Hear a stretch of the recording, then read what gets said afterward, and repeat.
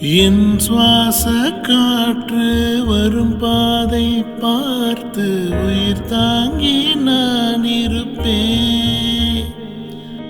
மலர் கொண்ட பெண்மை வாராமல் போனால் மலை மீது தீ குளிப்பேன். என் உயிர் போகும் போனாலும் துயரில்லை கண்ணே, அதற்காகவா பாடினேன். வரும் எதிர்காலம் உன் மீது பழி போடும் பின்னே, அதற்காகத்தான் பாடினேன்.